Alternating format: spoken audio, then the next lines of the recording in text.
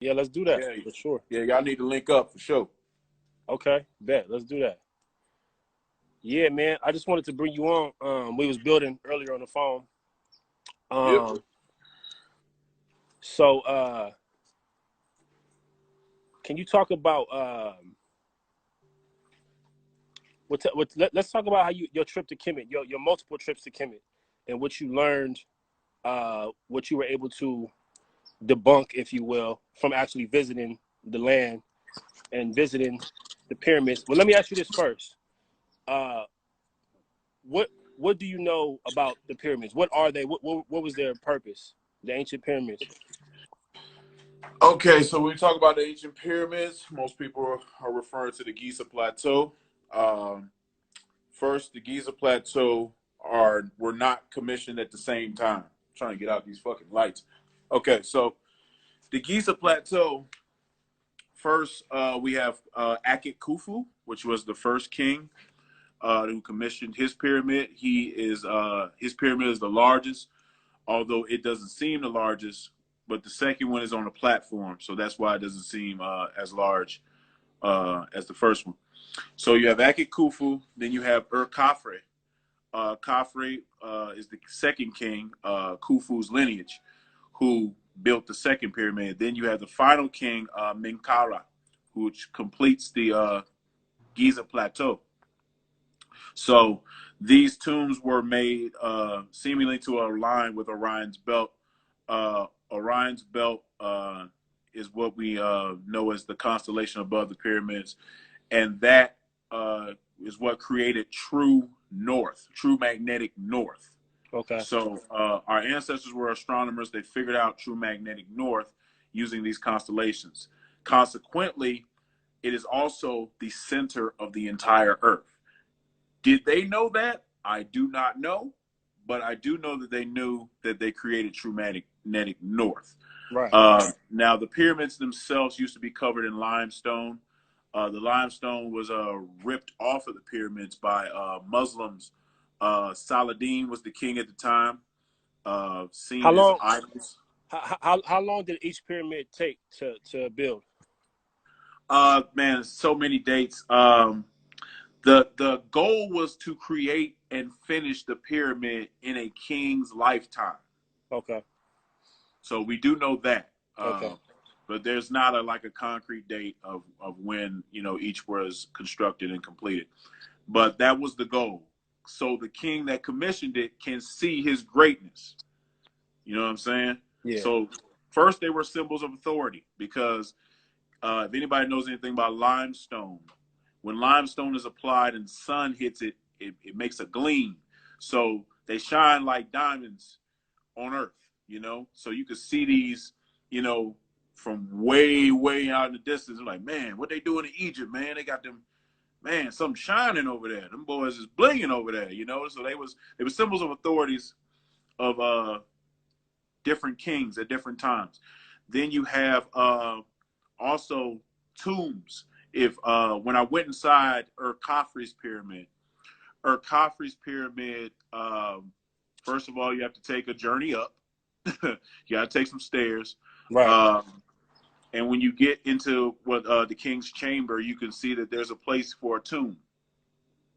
So they were symbolic tombs of the king because he didn't final rest there, but they were symbolic tombs of the king.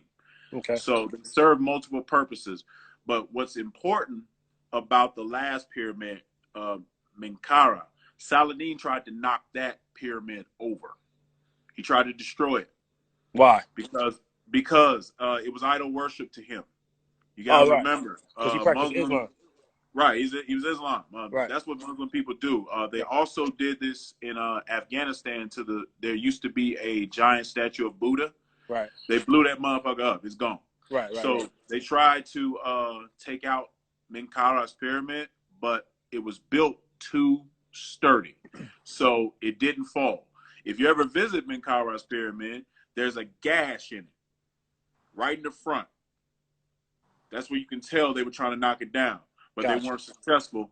So it still stands today. The only eighth wonders of the world to stand today is the Giza Plateau. Got you. Got you. Also behind the pyramids, which people never talk about. Behind the pyramids are the Queen's pyramids. There's 3 little small pyramids behind the Giza Plateau dedicated to their queens. There's also a mortuary or final resting place, if you will, of the workers of the That pyramids of that that different was my ages. that was my next question. What's the easiest way to debunk this religious, Hebrew Christian perspective of there being slaves that actually built the pyramids? What's the quickest way to debunk that? Learn to read Medu Neter and see what they said for themselves. Right. And what And do they say? in their literature, it talks about them wanting to build this for the king, wanting to build this shining example of the king's authority. These people were paid. It wasn't no, I'm just doing this for the goodness of my heart either. These Right. people were paid. They were paid wages.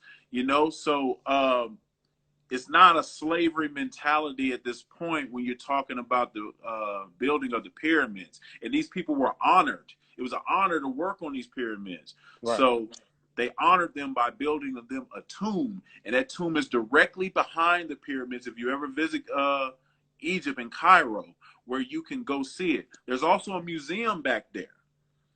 When you go in that museum, brother, real quick, because I want to make sure we debunk some of these myths. Brother just said Egyptians definitely have slaves now. It's all over the hieroglyphs. What do you say to that? I didn't say that they didn't. Okay. I said the people that built the pyramids weren't slaves. Gotcha. Yes, Egyptians did battle. They did battle in other numerous countries and took prisoners of war back. If you go to Abu Simbel, which is in Aswan, there's a relief in there where they show the what we would call Ta-Nehisi, or Nubians, tied up by their necks and tied up behind their backs. Right. This is the war at a certain period that they had with them. So yes, Egyptians, just like any other campaign at different times, they did take prisoners of war. There were people that we would consider today slaves. But as far as the building of the pyramids is concerned, that was not built with slave labor. Why do you think our people gravitate to concepts and ideas that don't give the credit to just our genius and ingenuity, like these concepts of aliens helping us, or the concepts of slaves building these pyramids? Why do you think our people can't just grasp the fact that they actually just built those pyramids in just a rather genius architectural mathematical approach, but just a practical approach? Well, number one, we're taught most Black folks come up in the Christian paradigm, right? In America, right? I should say. So the book of Exodus talks about Moses, burning bush, slave labor, driven out of Egypt, part in the Red Sea, that whole story, right? We're taught that from little kids. So number one, that's implanted in our brain very young. Right. We think the Bible is a historical book. Right. Therefore, we go, oh, this must have happened. Here's this book. Got it. But we grow up and then we get into the real history and we go, oh, wait a minute. This account is different from what I read when I was a little boy. Right. So number one, it's implanted in us very early. Number two, the propaganda of these channels that have sold out to sensationalism, like the History Channel, with their Ancient Aliens and their other shows that are purely for ratings, purely for propaganda, that are all based on bad archaeology, which is all based on bad methods, that nobody on the panel can read the Ses Medu Neter on the walls. None of those people have degrees in Egyptology. None of them even been to Egypt. But they have so much to say about Egypt culture because it's the attractive culture. So they make up these theories because they don't want you to believe that a group of Black folks in antiquity achieved this genius. Right.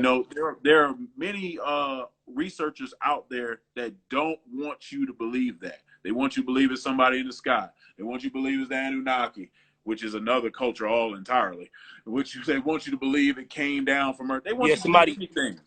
Somebody actually just said that Anunnaki were behind the pyramids. Anunnaki comes from Sumerian culture. Right. Anunnaki, the word means seed of the prince. Right. So these were the projections of the seeds of the prince. They were royalty in what we would call Semite culture, amongst the Sumerians across the Levant. They had their own culture. They had the quiche tablets. That was their, they wrote in cuneiform. They didn't write in Medu Neter. So different people entirely. Is cuneiform related to cuneiform? Yeah. Okay. That's what I'm saying. Okay. You know. All right, dope. Why do you, okay, give me your definition of science. What is science? Science is a body of knowledge that seeks to understand the world around it. And that's basically a Black creation, by the way. Black people created science. You can go see science in the first scientific journals, which I call the Rhine Mathematical Papyrus, the Edwin Smith Papyrus. And yes, these are named after Europeans, but that's who found it. That's the rule in archaeology. Whoever finds it gets the name. Right, so, right. you know, these are some of the earliest scientific journals. Right. Our people wrote down step by step. They were in a great environment where they could chisel this in stone to, hey, we observed this, we saw it here, this is our conclusion. And some of these journals are used for the modern base of science today. If you go to the temples of Imhotep in Ipit-Asut, which some people call Karnak, or and in Luxor, right, Ipit-Waset, you will see the tools, Imhotep's tools. And if you compare them to the tools of a surgeon today, they're the same exact tools. He even has a washing bowl. So even back then, they were doing surgeries, they were doing experiments, they were doing science. These were scientific-minded people. Now, right, that didn't take away from their spirituality because they fused the two. You can read a text where it talks about Asar gave them astronomy.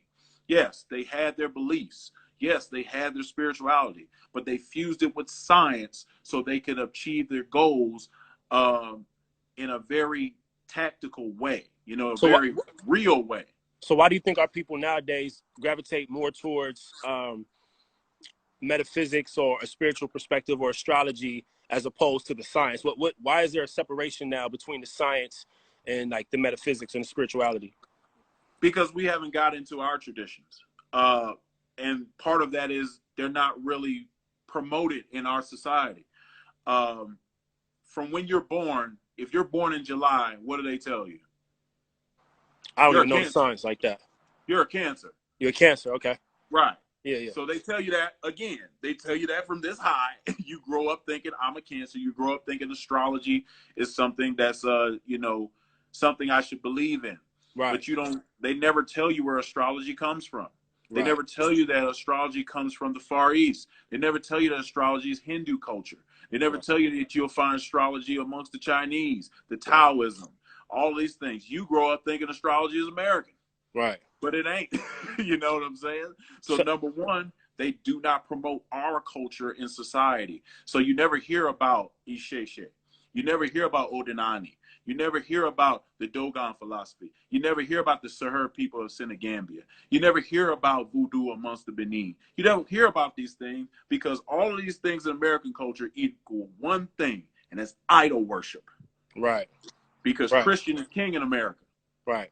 It says it right. In God we trust. It don't say in Allah we trust. It don't say in Jehovah we trust. It say in God we trust. God comes from the Christian narrative. So when we're young, we're taught, hey, all of these things are what you should believe in, but you're never taught the other side of the coin. So you have to grow up, find that now you'll be like, oh, okay, I want to see what else is out there. Yeah. Then you find this stuff, you know, and you're like, oh shit, I gotta learn what this stuff is. But a lot of people never get to that point. A lot of people just, you know, stay in their comfortability zone because let's face it, big mama, she was at the church. Her mama was at the church, you know, so it's hard, you know, it becomes a peer pressure thing after a while. Because they're like, man, what you mean you're not coming to church with me? It's Easter. What you mean? Right. You know, so hey, so speaking on the Dogon tribe, from your research and from your understanding, how were they able to map the cosmos in that fashion, and how were they able to know about Sirius B? Well, one thing, the Dogon were very, very accurate astronomers. The Dogon would observe stars for months, watch how they moved in a certain location. So, according to their priest, which is Ogotimi stated that when they were used to look at the sky, they would see the star, but there was a glimmer, a flicker behind the star. Now, the first star they were looking at was Sirius A. Sirius A is huge. So picture this being Sirius A. Right. Sirius B is like this big. Okay. But it's directly behind Sirius A. Right. But it gives off a type of flicker at different times. Right. So they were like, if that's not a star behind Sirius A, what else could it be? And just real quick, this is based off research of you reading and perusing through the information. You didn't just get this out of nowhere, right? No, there was a archaeologist. His last name is Gerald. He traveled to Mali. Where can the rest of us find this information? There's actually, where's my other? I want to give you this book. Because this book. They were given the knowledge by beings from Sirius. No, they are the beings that discovered Sirius. Nobody knew Sirius existed before before the Dogon tribe gave that to us. The Namos came down and gave it to him. The who? Namos. That's what the brother said. Raz G said the Namos came down and gave it to him. Whoever they are. Okay. So the deities within the Dogon, you have Amma, you have Ogo, you have Nomo. Nomo is the supreme deity. Amma is kind of like Amun. So they have their own pantheon, and they never talk about these deities coming to give them any knowledge. They discovered it through observation. Now, the Sirius B is called Polo Tolo. That's the name of that star in their cosmology. I'm trying to find the name of this book. Is it safe to say that most of these ancient civilizations, within their cosmology, they deify and anthropomorphize for the purpose of just explaining our natural world, not to take into a literal term, not to take literally? Correct. We have zoomorphic, we have anthropomorphic. We have these things in our society. Right. That's the name of the book. The name of the book is The Pale Fox. Oh, somebody already said that. Good looking, Osa. I can't pronounce your name. Whoever that is, they actually wrote it in the comments. They said Pale Fox. Okay. So The Pale Fox is the book where the archaeologists went, lived in Mali, got initiated into their system, and the priest Ogotemi taught him about the stories of the land. He taught them about how to discover Sirius B. He taught them about their ancestral veneration. He taught them about their deity cosmology, their rituals. So when he died, they gave him a Dogon type funeral because he did so much for them. He learned their language. Right. He studied with these people. He came back every year again and again and again and again to get this information. And that's what you will get in the Pale Fox book. Got you. What so when we talk about antiquity and we talk about these different spiritual systems that have different pantheons and everything like that. One more thing. There's another book called Conversations with Ogotemi. That's another book that the same archaeologist wrote about his conversations with this Dogon priest. Okay, got you. What do you say to people that would just say, how do we know that that's true? Like in terms of doing research, and then you read like a book like that where someone's explaining to you what a Dogon priest told them, and they say, well, how do I know if that's true? Like what would be your answer to that? Well, number one, you look at the sources.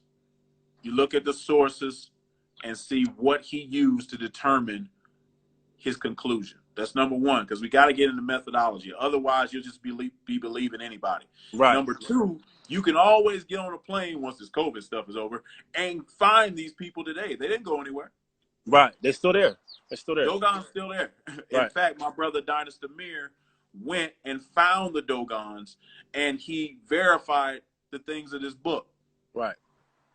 So, you know, you can get on the plane and go. You know, that's what I did when I wanted to verify things in Kemet, when I wanted to verify things in Senegal, when I wanted to verify things in South Africa. I just got on a plane and went. There you go. That's firsthand research. Firsthand. So when That's we what we talk call about empirical evidence. empirical evidence, for sure. When we talk about these civilizations of antiquity and their spiritual systems and their pantheons, how much of it was there a difference between the commoners and, let's say, the high priest of these Yeah. civilizations? And Yeah. were the high priests using these spiritual systems for the purpose of teaching, and then the commoners were actually believing it and taking it literally? Or was the whole community looking at it like, oh, this is just for the purpose of practicality, or just using it to apply it to life to help us go through life, but we're not taking it literally? It's both, because Okay. in their perspective, everything is everything. Okay. See, we the ones that have the concept of it has to be separate.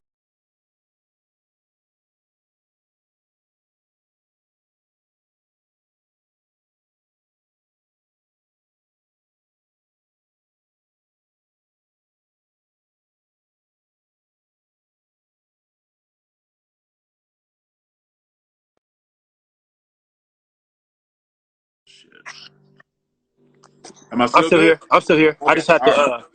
yeah, I just had to answer a text message. I'm still here. Okay. So it was both, because in their reality, first of all, I want to state their concept of God, and this is the most dominant concept of God you will see in Africa. Yeah. It's existence itself. Okay. Everything is God. Got you. Everything. Science, That's just mathematics. that's an overall African spiritual concept. Yes, everything is of the supreme being. Supreme being is everywhere because everything is him. So to them, it's just a different concept. When they talk about science, when they talk about religion, they don't have to be separate, because all of it is existence and all of it is God, and everything Got you. is everything. And before him, it was nothing. Got So you.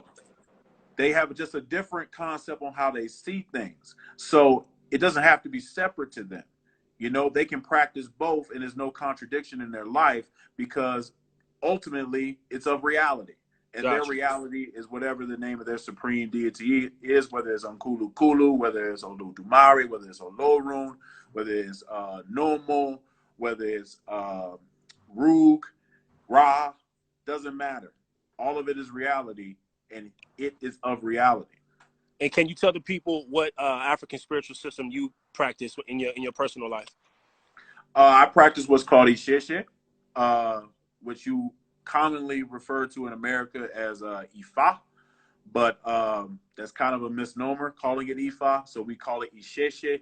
Isheshe means primordial. It basically alludes to the primordial tradition within Yoruba land, which is in Nigeria. Got you. And you yourself are Nigerian. I am actually Senegambian by birth. Okay. My father was born in Gambia, Banjul, Gambia. My mother was born in Tennessee, United States. But my second highest percentage is Nigerian. Okay. So Okay. Dope. it's believed my mother has Nigerian ancestry. So that's why I went that direction. But I still mess with my Senegambian spirituality as well. So I'm a part of what's called the Sahel Resource Group. The Sahel Resource Group is dedicated to Okay. preserving the Sahel culture, which is in Senegambia. So I'm a part of that group as well. And I think somebody asked me, am I in the Amara Squad? I used to be a member of the Amara Squad. I'm now a full-time member of the Masi Warrior Clan. But there's no disrespect. Peace Okay. to those brothers. Before I let you go, if anybody's interested in African spirituality, where do you tell them to start? Okay. And this is going to be kind of unorthodox. I tell them to start with a DNA test. I know you're going. I get what you're saying, because you should tie back into your exact lineage. Right, you know, you should see you. where you lie, because you may be a Ghanaian, so you might want to practice a comb, amongst the Ghanaian people. You know, you might be Nigerian. You might want to practice Isheshe, or you might be Igbo Nigerian, so you might want to practice Odinani. Your people might come from Mozambique. You know, you might come from South Africa. So, you know, start with where you are and then find your spiritual system. You know, from there you got to do research, man. But if it was me and I wanted to join a spiritual system and I would do it all over again, I would start by learning that spiritual system's language. Spiritual system language. I would start by learning the language, because once you learn the language of a people, yeah, you get so much insight into what they think, because everything else is translated in English, right? Right. So let's take Kemet. From our perspective, we only see the English perspective because we don't learn to read what they wrote. Right. Once you read what they wrote, it changes your perspective. You're like, wait, they didn't think that at all. They thought actually this. Like, you'll get that perspective from your ancestors' eyes instead of reading it through a translation. Right. You know, you get to actually read it yourself, and you'll find some words that they put in there is not actually the right word. So, for example, in my spiritual system of Isheshe, they have a word called Orun. Orun is always defined as heaven. Okay. But it's not heaven. But that's the closest they could get to it in our language, right? Right. But what it really is an talk about alternate how plane of important that is. Like, existence. because when we It's talk very about important. languages, because, you know, like in African spirituality, there is no exact translation for the concept of God that how the English term would describe it, or how the Abrahamic faith would describe it. So that's what we right. kind of get. So in African spirituality, words have power. Yeah. You know, it's certain words we don't say because of the power that comes with it. Right. Even in prayers, we don't say certain things because the power is with it. If in my tradition, if they were doing a reading on you, and let's say the reading talks about death, right, I wouldn't say it to you. Right. I would not say the word to you because of the power that word presents. Right. So it's important not only because of the power, but to see the world through your ancestors' eyes. And these words will give you a better insight into what Africans actually thought about the situation. So with Orun, it's not heaven. It's an alternate plane of existence in which you return to when you leave this earth, where your ancestors, where the deities lay. And that's a different concept from going through some pearly gates. You know what I'm saying? So meet since God. So since you say we should tie it back to our lineage, what is the best DNA? Because they say a lot of these DNA testing companies are fraudulent. So what would you recommend for our people in terms of DNA testing? DNA testing, the best one that's going to give a bang for your buck is going to be 23andme.com. Okay. I recommend 23andme.com because it's inexpensive. Yeah. And you will get your haplogroup from your maternal side, from your paternal side. You will also get your percentages, your what's called your autosomal. So what they're going to do is they're going to take your mother's side, your father's side, they're going to put them together, and then you're going to get percentages. I see you in GoD. So you're going to be like this much Benin, this much Nigerian, you know, and so on and so forth. Okay, cool. So it's all right, cool. Important. We appreciate you, brother. You know I love you, my brother. Every time we chop it up, I always obtain vast knowledge from you, bro. So I just want to bring you on and let you touch on some topics for the people. And all the people that like what my brother was kicking, make sure y'all tap in with him. Follow him on the gram. He got lectures. He got books. Check him out, man. I put my my website in here. Peace, brother, and GoD. I see you in the chat. Yeah, put all your information in there. Yep, I'm putting it in right now. This is my website. Got a bunch of lectures, interviews, everything, you know, like that. Y'all can follow me on here. Follow me on YouTube at this channel, Masa Warrior Clan. That's what we're doing. So, you know, peace to everybody watching. Thank you for listening. And as always, people, get into science, get into your culture. They don't have to conflict. Big facts. Love you, bro. Peace, I'm gonna bro. tap in with you, brother. All right, peace.